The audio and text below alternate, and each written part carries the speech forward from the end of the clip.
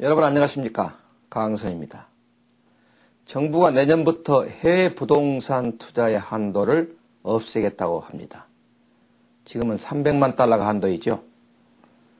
즉, 이 원화 젖상을 좀 방지하고 해외 부동산 투자를 촉진하기 위해서 나온 정책이라고 믿습니다만, 과연 이것으로 얼마나 해외 부동산 투자가 촉진될지는 아직 미지수입니다. 따라서 오늘은 해외 부동산 투자의 현황은 어떠하며 또 현재 어떤 문제점이 있고 또 앞으로 이 투자 한도가 폐지됐을 때 부동산 투자의 전망은 어떨 것인지 이런 것들을 좀 알아보도록 하겠습니다. 제 오른쪽부터 두 분을 모셨는데요. 최이완 부동산 마트 대표 나오셨습니다. 안녕하세요. 안녕하십니까. 반갑습니다.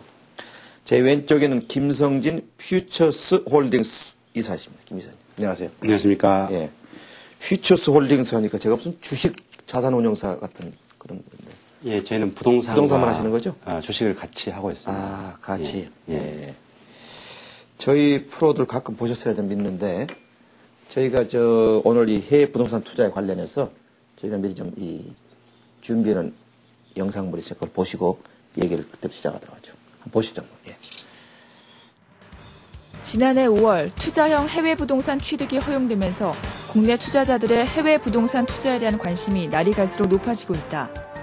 게다가 올해 초 개인의 해외 부동산 투자 한도액이 기존 100만 달러에서 300만 달러로 확대되면서 국내 투자자들의 해외 부동산 투자가 급증하고 있다.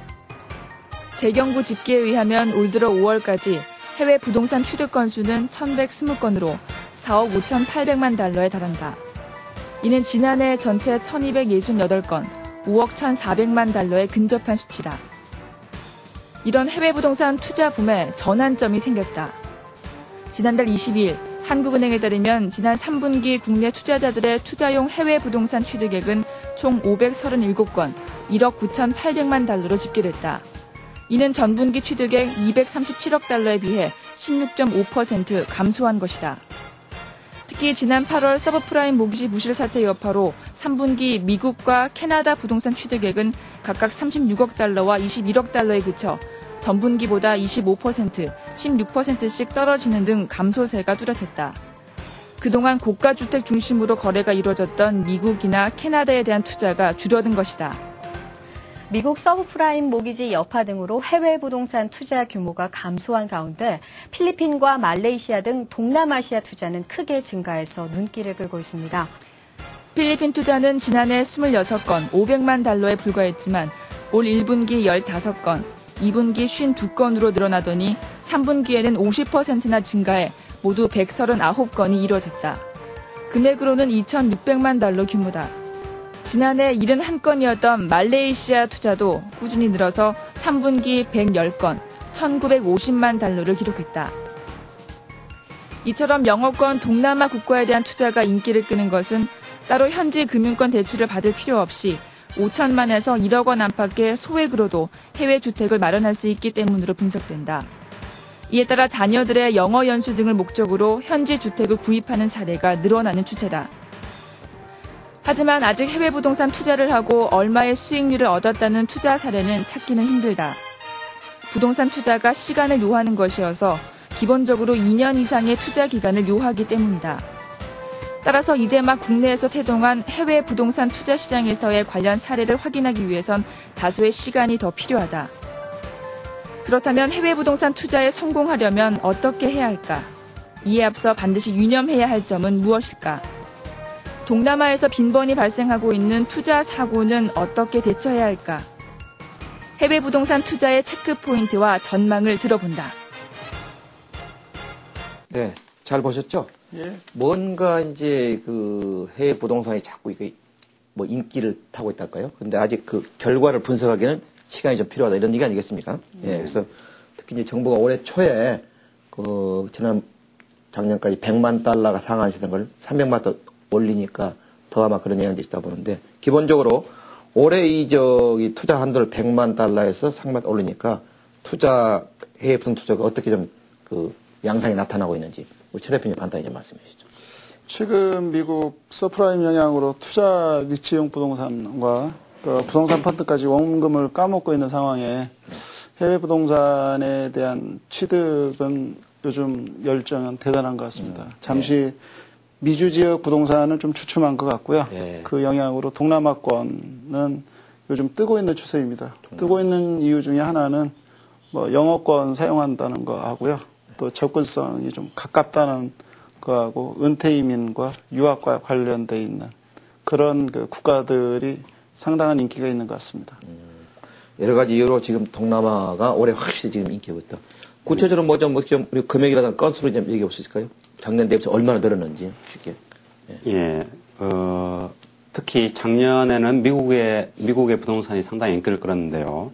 예, 금년 들어서 말씀하신 대로 동남아, 특히 말레이시아와 필리핀이 상당히 투자 지역으로 각광을 받고 있습니다.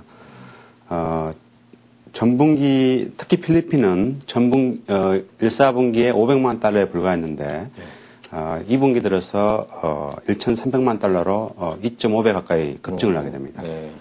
그리고 3분기 들어서는 2,700만 달러로 전분기 대비 또한 2배 이상 증가를 했습니다. 건수로는 필리핀이 약 119건을 기록한 것으로 보입니다. 두 분 말씀하신 거 보면 역시 작년은 미국이 대세였는데 올해는 동남아다. 예, 그렇습니다. 그 이유는 뭐 예를 들면 유학이라든가 은퇴, 그다음에 아까 뭐 접근성, 가깝다 이 말씀이죠. 예, 그렇습니다. 그런 이유인데 특히 그 중에서도 필리핀, 예, 말레이시아를 이른다. 예, 말씀하시는 거죠. 그렇습니다. 아까 우리 영상 한번 나왔어요. 올해 100에서 300만 원 올렸는데 또 내년 초에 그 300마저도 없애겠다니까 상당히 좀 앞당겨지는 같은 그런 거죠.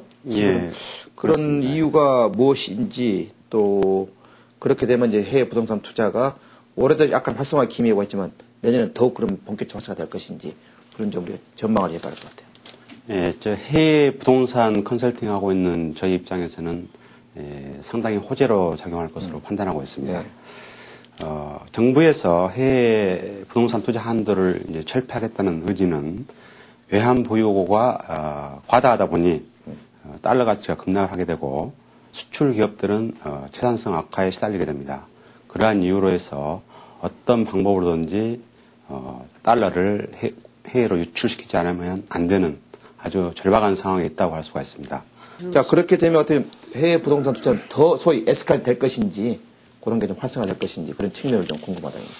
지금 과거의 해외 부동산 취득은 그 과거에 그 정부에서는 그 범법자를 양산을 했었습니다. 예전에. 해외 부동산 취득할 수 있는 규제가 너무 그 심해서? 규제보다는 개인당 그 부동산 취득은 주재원이나 또 그런 이유 아니면 구입하기가 어려웠던 게 사실이거든요.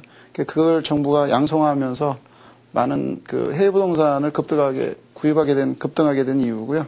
거기에 또 우리나라 국민소득 향상으로 국민들 의식 변화가 생김으로 인해서 그만큼 해외 부동산에 대한 그 투자도 정부가 그 국민들을 그만큼 많이 믿고 좀 그 밀어주는 성향으로 해서 해외 부동산 투자가 좀 더 늘어나는 것 같습니다. 그리고 이제 이런 마지막 그 300만 달러의 한도인데 이것마저 없애면 더더욱 늘어날 것이다. 이 말씀이죠, 지금? 예, 당연합니다. 그만큼의 그 규제가 풀어지면 네. 그만큼 뭐 투자는 당연히 많이 늘어날 걸로 보고 있고요. 과거에 음성적으로 투자했던 것에서 뭐 양성적으로 투자가 더 활발하게 이루어질 걸로 봅니다. 예. 그리고 근데 제가 판단할 때는 투자 한도를 철폐하는 것만으로는 약간 부족한 느낌이 있습니다. 이것도 부족하다. 예, 해외 금융펀드 같은 경우요, 3년간 한시적으로 양도소득세에 대해서 면제하는 정책을 이미 정부에서 취하고 있습니다.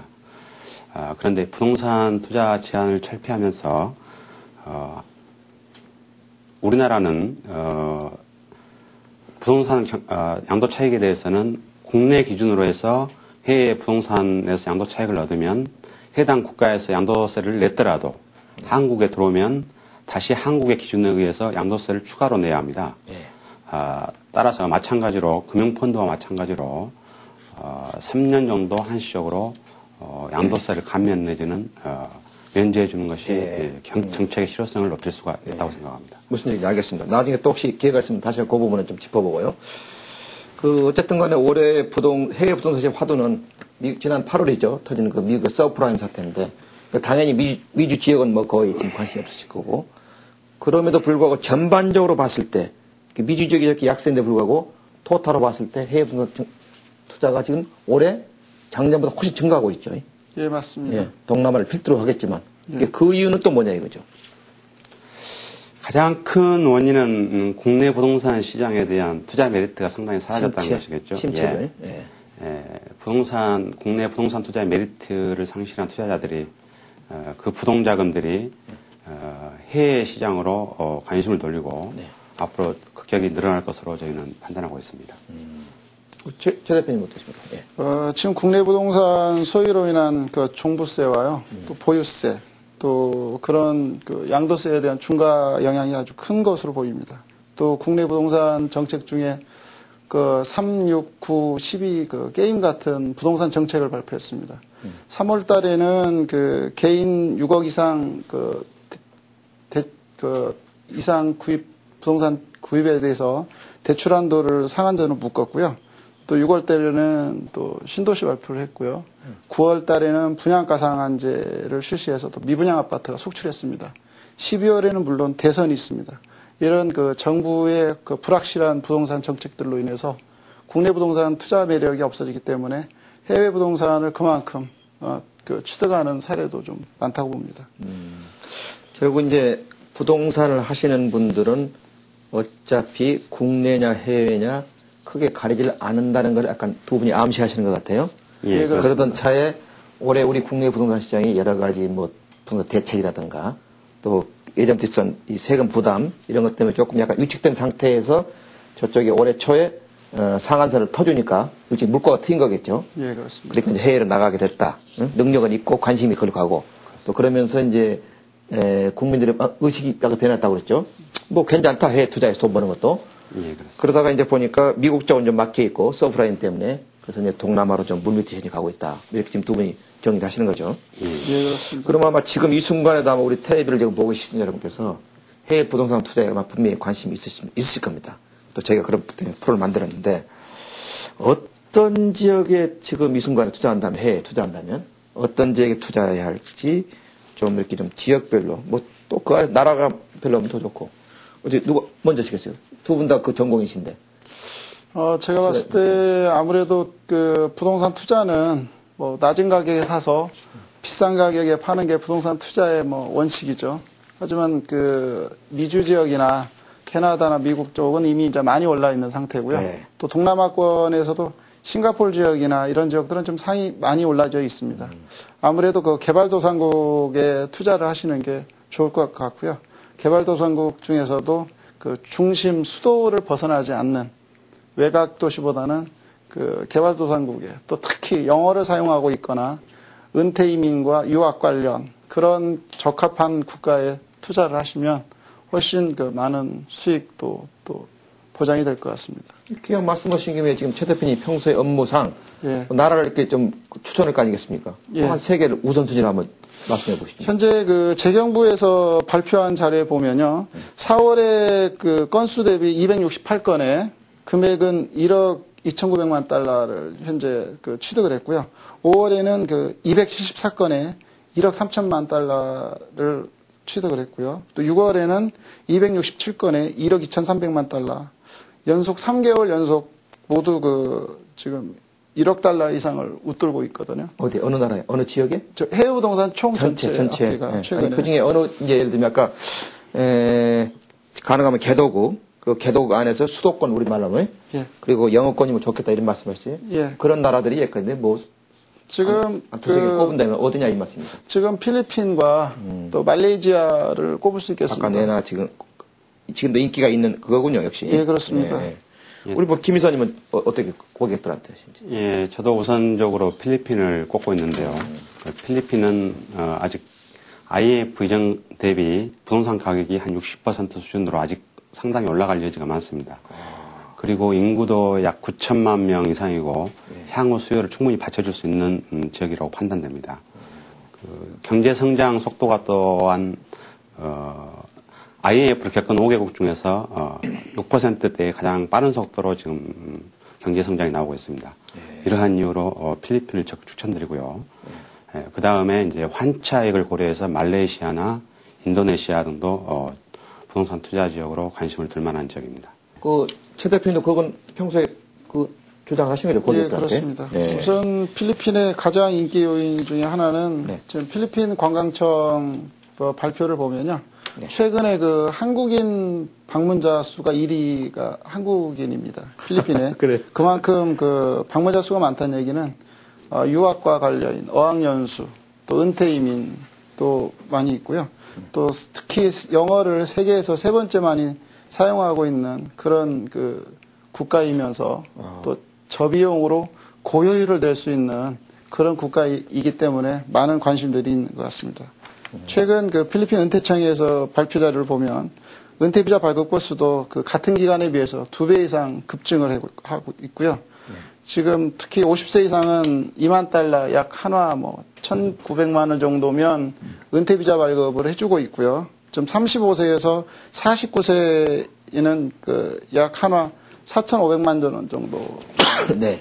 은퇴비자를 발급받을 수 있기 때문에 그만큼 필리핀의 정부가 많은 외국 자본을 유치하기 위해서 많은 노력을 하고 있는 결과이기도 합니다. 그만큼 매력적이라는 거는 많은 방문자 수가 많기 때문에 그만큼 부동산 취득 건수도 많다고 봅니다. 여기서 제가 논외지만 한땐 중국도 부동산 붐이 몇 년 전에 있었죠. 예, 그렇습니다. 중국은 두 분 말씀은 전혀 동남아 얘기하면서 중국은 아예 거론도 안 하시는데. 중국 같은 경우 지금 실거주 목적이 아니면 외국인이 부동산을 취득할 수 없도록 지금 법으로 지금 정책을 지금 강력하게 시행하고 있기 예. 때문에 추천할 수 있는 지역이 아니라서 그렇습니다. 지금 중국 부동산을 최근에 좀 말씀을 드리면요. 네. 지금 저희 회사도 과거 4년, 5년 전에는 중국의 샹하이의 샹하이. 푸동 지역의 네. 향매원 아파트를 중심으로 해서 많은 투자 유치를 했었는데요. 지금 그때 환경하고 투자 환경은 많이 달라져 있습니다. 지금은 일단 1년 이상 거주를 해야 된다는 구입하기 위해서는 꼭 1년 이상을 거주를 해야 됩니다. 거주하면 4명이라도 살 수 있습니까? 예, 그렇습니다. 네. 그러니까 최소 투자를 하기 위해서는 1년 동안 중국의 현지에서 거주를 해야 되니까 그런 점들이 부담이 있고요. 또 지금 5년간 부동산을 팔지 못하게 또 양도세 부분도 강화를 해놨고요. 그래서 중국의 부동산이 매력이 없어졌다고 보죠. 최근에 5년 동안 부동산을 팔지 못한다는 얘기는 해외 부동산의 시장 불안한 상황에서 5년 동안 묵는다는 건 상당한 위험이 있을 것 같습니다. 그렇기 때문에 중국 부동산은 해외 부동산 쪽에 아주 매력이 없는 국가로 전락하고 말았습니다. 이제 아까 지금 여러 가지로 지금 두 분이 말씀하셔서 결국은 이 동남아 투자에서 현재는 필리핀 넘버원이다. 해외 부동산 투자로. 그렇죠? 네, 그렇습니다. 그래서 그 이후로는 어학연수, 은퇴이민 2만 달러만 내면 우리나라 사람들이 은퇴한 사람이 필리핀에 살 수 있도록 은퇴 비자를 준다. 대단한 정책이군요. 예, 그렇습니다. 그리고 또 무엇보다도 이 세계 세 번째로 영어권을 전 국민이 쓰는 나라이기 때문에 예, 그렇습니다. 여러 가지로 편하다. 이렇게 했기 때문에 지금 현재도 그렇고 당분간 필리핀이 갈 예, 것이다. 그렇습니다. 최근에 필리핀의 지금 각국의 들이 투자하는 상황을 보면요. HP도 최근에 휴레패커트죠. 콜센터를, 전 세계 콜센터를 필리핀에 지금 유치를 했고요. 다국적 기업들이 필리핀에 콜센터를 유치하는 이유 중에 첫째는 영어를 사용하고 있기 때문에 가능하고요. 두 번째는 낮은 인건비, 또 물가 자체도 낮은 물가이기 때문에 그런 것들이 가능하다고 봅니다. 지금 필리핀의 부동산 정책 중에서 가장 비싼 비용을 차지하고 있는 비용은 거주 비용입니다. 실제 렌트비가 차지하는 폭이 큰데 그 외 생활비는 그냥 저렴하게 필리핀에서 생활을 할 수 있기 때문에 각국의 다국적 기업들이 필리핀의 콜센터나 비즈니스 센터를 좀 중심을 필리핀에 옮겨가고 있고요. 또 필리핀에 특히 영어권이기 때문에 의학 발달이 많이 되고 있습니다. 그래서 세계의 유명한 의학 박사들이나 유명한 병원들 시설들이 상당히 국민 소득에 비해서 잘 돼 있는 편도 사실입니다. 그러시겠죠. 그런 것도 은퇴하신 분들이 가시려면 역시 의료 시설이 예, 그렇습니다. 충분해야 한다 이런 얘기 시설이. 예, 그렇습니다. 또 아울러 하나 좀 더 말씀드리면요. 말레이시아는 마이 세컨드 홈을 운영 중에 있고요. 이건 이주 비자 형태에 있습니다. 말레이시아도 적극 유치하고 있다. 네, 그렇습니다. 50세 이상은 15만 인기드고요. 한화 약 4천만 원 정도의 금액이고요. 말레이시아 은행에 그 월 입만 리퀴드 한화 약 270만 원 정도를 그 고정 예금으로 잔고를 하면 또 그런 혜택들도 네. 주고 있습니다. 태국도 이왕 말씀을 드리면 좀 50세 이상은 8만 바트를 예치하면 되고요. 한화 약 2천만 원 정도 되겠습니다. 태국은행에 그 미화 1,600만 달러를 또 고정 수입으로 입증만 하면 네. 비자를 연장해주고 있고요. 이런 방식보다는 또 외국인 은퇴 프로그램이 있습니다. 네. 일종의 그 회원권 형태인데요. 가입비로 한 2만 5천 달러를 내면 되고요. 연회비 알겠습니다. 4만 예. 바트를 내면 되겠습니다. 예, 참 재미있네요. 그 동남아 여러 나라들이 이렇게 좀 그 외국으로부터 좀 그 은퇴한 경제 여유가 있는 분들을 지금 유치하려고. 물론 이제 뭐 일본도 타겟이 될 거고 우리도 타겟이 되겠습니다만 그런 뜻에서 이건 이 서너 군데 동남아 나라를 보면 좀 유망하다 이런 말씀이죠. 예. 그럼 여기서 잠시 우리 국민들 뭐 네티즌들은 이렇게 해외 부동산 투자에 대해서 어떻게 생각하는지 저희가 조사한 게 있습니다. 그 서베이를 한번 보시고 또 얘기를 계속하시죠. 예, 한번 보시죠.